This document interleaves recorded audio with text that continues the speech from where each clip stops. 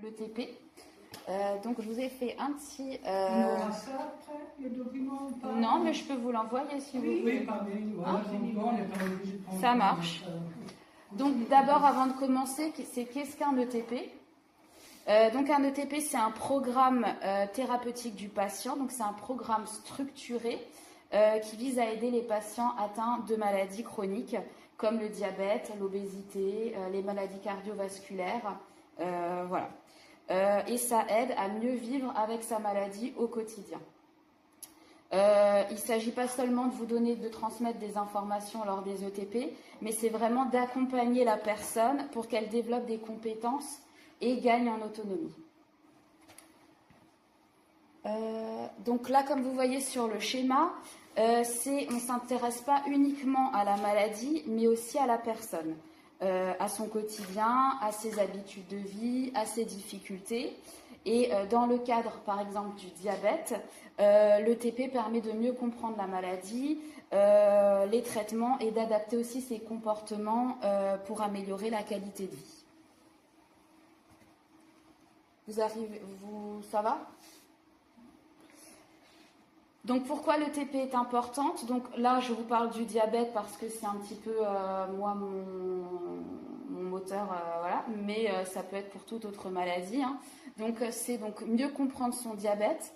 Ensuite, comme c'est marqué, donc elle aide à adapter son mode de vie, notamment donc tout ce qui est alimentation, activité physique, la gestion des traitements. Et grâce à ça, en fait, donc on réduit les complications, pardon, et on devient alors acteur de sa santé, ce qui est quand même très important. Si maintenant vous êtes intéressé pour rentrer dans un programme, donc dans un ETP, il faut donc soit voir avec votre médecin traitant directement. J'ai du diabète aussi. Voilà. Donc vous pouvez en discuter avec votre médecin traitant. Vous avez aussi la possibilité de voir avec moi qui fait partie de la CPTS COSEN. En fait, je suis une coordinatrice de projet et on peut en discuter ensemble et voir qu'est-ce qui vous correspondrait, qu'est-ce que vous avez vraiment besoin selon votre mode de vie, vos craintes, etc. Donc ça, on peut voir aussi ensemble et je peux alors vous rediriger, voir moi-même avec votre médecin traitant. Voilà, ça c'est possible. Lorsque donc le médecin traitant a fait une ordonnance, un certificat, vous entrez donc dans le TP et vous avez un entretien initial donc avec la structure qui est choisie pour connaître donc les besoins et vos attentes. Donc ça c'est vraiment l'entretien initial pour vraiment que vous appreniez à connaître ce qu'est le TP et que le TP apprenne à vous connaître. Et en 4, donc c'est un consentement écrit. C'est nouveau cet ETP? Non, c'est pas nouveau, pas du tout. Non, ça fait très longtemps, oui. Ouais. Moi non plus, j'en ai jamais. Vous n'avez jamais entendu parler? Non. Bon bah voilà, on a bien fait de venir. Et donc vous faites un consentement écrit. C'est parce que vous vous engagez dans quelque chose, c'est pas juste des paroles en l'air, vraiment vous vous engagez dans le TP. Donc ça c'est important. Parce que j'ai vu il n'y a pas longtemps l'association des diabétiques du Bas, oui. Qui c'était chez le kiné en fait, qui proposait toute une série, j'ai pris en photo, de choses. Oui, voilà, il y avait le diabète de maladie chronique, après il y avait diététique, des ateliers. Alors eux c'est plus des ateliers effectivement, ils sont moins dans la démarche de Christiane Danger. Oui, c'est Madame Danger, oui, on l'avait déjà. Oui, j'ai pris ça, mais j'avais pas le temps. Bon, ça va de janvier maintenant jusqu'en mars. Si tu veux, je peux parler de toi. Je la connais, Christiane Danger. Mais j'ai les différents. Alors moi, je suis diététicienne, hein, donc je ne vous cache pas. J'ai travaillé à Strauss pendant longtemps et on faisait de TP. D'accord. Et comme elle m'a proposé de venir, je dis bah oui, comme ça me revient un petit peu et voir si ça a changé ou pas. Et je me demande si les gens ne le connaissent pas lorsqu'ils font un séjour à l'hôpital. C'est possible. On le met en place. Donc je pense que les gens le connaissent surtout par ce biais-là. Oui, peut-être. C'est vrai qu'en ville, c'est plus compliqué de faire connaître. Et après, Madame Christiane Danger, je la connais bien. Et je connais aussi Michel Mullard. Oui. Moi, je connais Madame Danger, effectivement. On travaille avec elle à la CPTS. Elle est très active, oui. Malgré son âge. Oui. Elle est diabétique. Elle a 80. Ah bon? Oui, elle est très, très active. Parce qu'elle a mis même des ateliers, activité physique, je vois. C'est tous les mercredis, 14h à 16h, à partir de 14h. Mais ça, c'est ciblé diabète. Oui. Alors, Madame Damgé, oui, c'est diabète. Mais le TP en lui-même, ça peut être pour le diabète, des maladies cardiovasculaires, l'obésité. Ça, voilà, ça peut vraiment. J'ai du cholestérol. Est-ce que ça rentre dans... Est-ce que ça rentre dans... Alors, pas forcément, parce que ce serait dans les maladies cardiovasculaires, mais là, il faudrait 3 facteurs de risque. Donc, ça, c'est à votre médecin, après, de déterminer si vous pouvez ou non rentrer dans le programme de TP. Moi, je vous présenterai un programme de TP tout à l'heure, vraiment ce qu'on peut proposer ici sur le territoire. Et après, il y en a d'autres. Donc, n'hésitez pas à discuter avec Léa, mais après, c'est très personnel. Ça, il faudrait en discuter avec votre médecin. Donc en fait là c'est vraiment, c'est pas juste Madame Damgé, elle propose beaucoup d'ateliers. Là c'est vraiment plus un ETP, c'est vraiment un programme que vous suivez tout le long. C'est entre 3 mois et 12 mois quand même, donc c'est quand même sur une longue durée quoi. C'est pour ça qu'on demande un consentement écrit parce que c'est quand même un engagement. Et c'est bien, voilà, c'est pas juste. Non, peut-être faire ça en pré-diabète, ça aurait été bien, mais on n'était pas au courant. En pré-diabète, il n'y a pas de programme en pré-diabète. C'est toute la difficulté. éviter. Oui, on est d'accord. Oui, bien sûr. La CPAM a mis en place il y a quelques années un programme qui s'appelait Dites-moi diabète, donc pour justement des personnes prédiabétiques, mais il n'a pas été reconduit. En tout cas, dans le Bas-Rhin, on était pilote. Donc c'est le Pôle APSA qui avait mené les ateliers sur une partie du Bas-Rhin, mais ils n'ont pas reconduit cette expérimentation. Parce que c'est une belle prévention.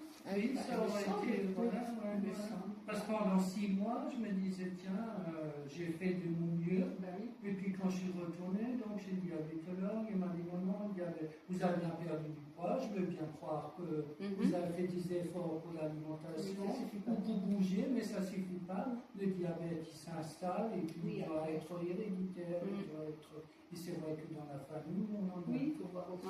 Oui, c'est ça, il faut aussi voir les antécédents. Maintenant, vous n'auriez pas perdu de poids, vous n'avez pas su. Mon mère m'avait donné aucune consigne non plus. Est-ce que c'est génétique diabète? C'est héréditaire, oui, ça peut être héréditaire, oui. Ça l'est d'ailleurs À 50%. à 50%. Oui, comment on nomme ça un diabète, oui, génétique. Donc, il y a ce consentement écrit, et puis après, on planifie la première séance. Voilà, et après, c'est parti. Donc, quels sont les acteurs de l'ETP? Donc, en fait, vous êtes, l'acteur principal, donc c'est vraiment vous qui, voilà. Mais tout autour, vous avez donc les infirmiers, les médecins, les kinés, les psychologues, les diététiciens. Et tout le monde est autour de vous et vous propose donc des ateliers. Soit des ateliers en groupe, soit des ateliers vraiment personnels. Voilà, donc c'est vraiment chacun apporte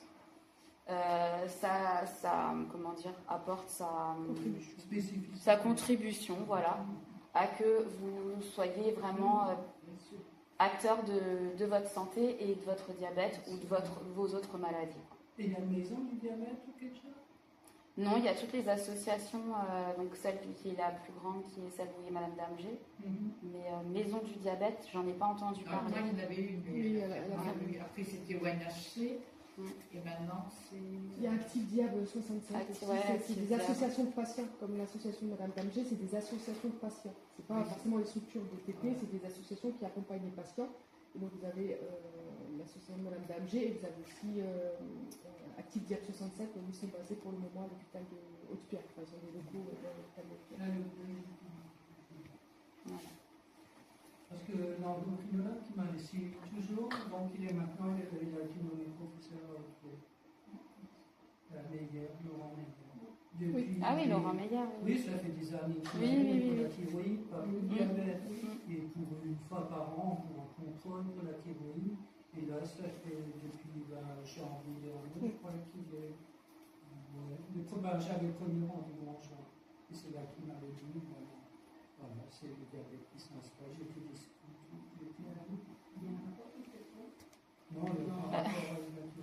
donc le déroulement d'un programme d'ETP, le programme d'un ETP, donc d'abord comme je vous ai dit, vous avez l'évaluation initiale, Et après, vous avez donc des ateliers avec des thèmes collectifs ou individuels.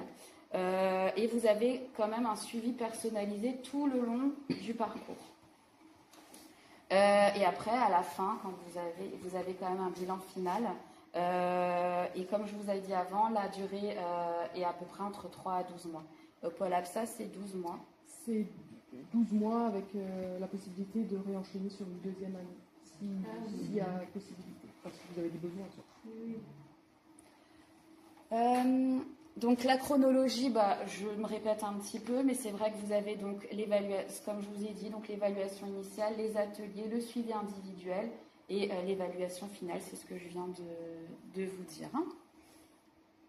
Et je vous ai fait un petit QCM pour voir si vous aviez compris ce que je vous ai raconté. Donc question 1, quel est l'objectif principal de l'ETP? A, remplacer le suivi médical. B, aider le patient à mieux comprendre et gérer sa maladie. Ou C, prescrire de nouveaux médicaments. Le B. C'est bien. Oups, je suis passée. La question 2. Qui peut bénéficier de l'ETP diabète? Seulement les enfants, tous les patients diabétiques ou seulement les patients hospitalisés? Toujours le B. Ah, c'est vrai que j'aurais dû un peu changer. Qui anime les séances d'ETP? Donc des professionnels de santé formés à l'ETP, des volontaires sans formation médicale ou uniquement le médecin traitant? Le A, oui. Donc tous les professionnels de santé sont formés à l'ETP, c'est une formation en plus. Et la dernière question, l'ETP peut-elle remplacer le suivi médical? Oui, totalement. Non, elle le complète. Ou oui, mais seulement pour les patients adultes. Ouais. Voilà. Et je vous remercie en tout cas de m'avoir écouté. Je vous ai vraiment...